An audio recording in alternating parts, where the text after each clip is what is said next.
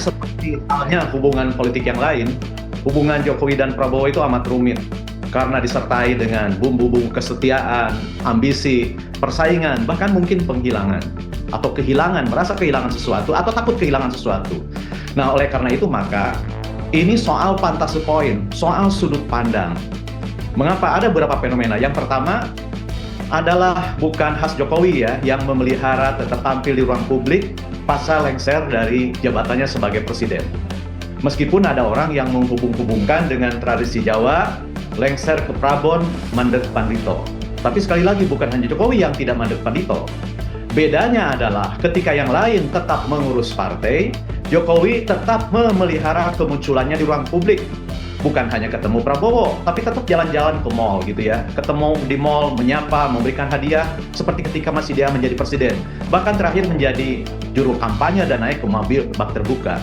Nah, kejadian ini, hal ini dibaca, dilihat secara berbeda oleh mereka yang pro Jokowi dan kemudian mendukung Prabowo, dan mereka yang memilih Prabowo tetapi datang dari anasir yang lain. Artinya apa?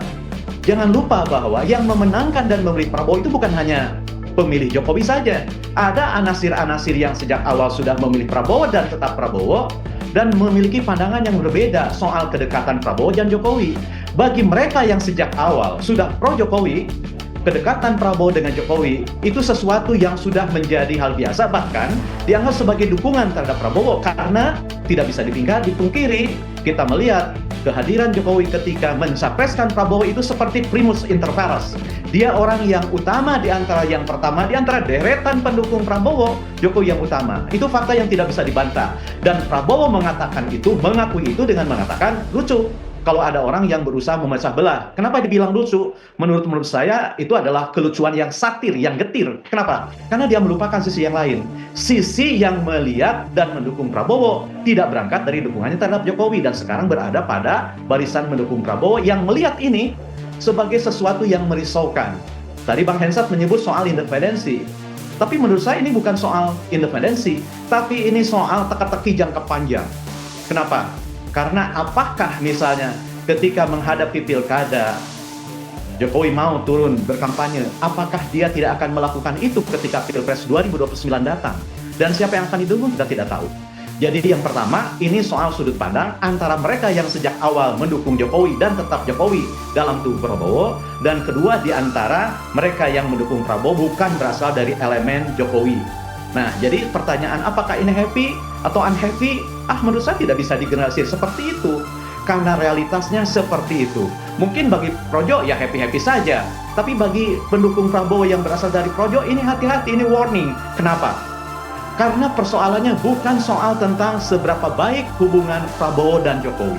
Karena pemilu sudah berakhir, pacuan kuda sudah selesai. Sekarang yang dibutuhkan adalah keberanian moral Prabowo untuk memilih jalan kemajuan, sehingga pemerintahan yang sekarang dibangun itu adalah pemerintahan yang dia inginkan, bukan keinginan siapa-siapa. Dan ruang yang sekarang dia tempati adalah ruang yang memberinya untuk berinovasi. Inovasi itu satu, membuang praktek-praktek lama yang tidak berguna, mengurangi praktek berlebih yang tidak mendatangkan manfaat, menghadirkan praktek baru yang benar-benar genuine, dan memperkuat kembali praktek baik yang sudah terlupakan. Nah, jadi menurut saya selama Prabowo punya keleluasaan mewujudkan pemerintahan yang dia inginkan, dan ada ruang yang terbaik untuk inovasi termasuk evaluasi dalamnya, ya itu baru fine gitu ya. Tapi kan masalahnya kita melihat dalam postur kabinet anasirnya sangat banyak banget gitu ya. Belum lagi misalnya ada logika yang bertentangan dalam pembangunan. Saya bilang logika yang bertentangan antara IKN dengan MBG. MBG itu kebutuhan dasar manusia, melayani kebutuhan dasar, ini bagus, tapi membutuhkan dana yang besar. Sedangkan IKN meskipun dituangkan dalam undang-undang ini kan hal tersier, sebab Jakarta bisa dijadikan sebagai ibu kota kok. Lalu pertanyaannya, bagaimana mungkin sebuah pelayanan dan pemenuhan kebutuhan dasar harus dijalankan berbarengan dengan kebutuhan tersier? Nah, apakah ini tidak menimbulkan permasalahan? Jadi menurut saya, apakah itu bermasalah atau tidak, happy atau tidak, manuver atau bukan, apakah ini wujud dari tindakan GR atau bukan, atau misalnya baper atau bukan, bergantung kepada posisi yang dia ambil terhadap dukungan terhadap Prabowo. Bagi mereka yang mendukung Prabowo dan berasal dari elemen Jokowi, ini akan dianggap fine-fine. Bahkan suara kritis, suara mengoreksi, suara mengingatkan, suara memberikan peringatan waspada akan bayang-bayang itu akan dianggap sebagai sebuah kelucuan dalam bentuk softnya atau akan sebuah sikap nyinyir dalam bentuk yang paling ekstrim. Tapi bagi mereka yang mendukung Prabowo dengan atau tanpa Jokowi, itu akan dianggap sebagai warning yang biasa-biasa saja.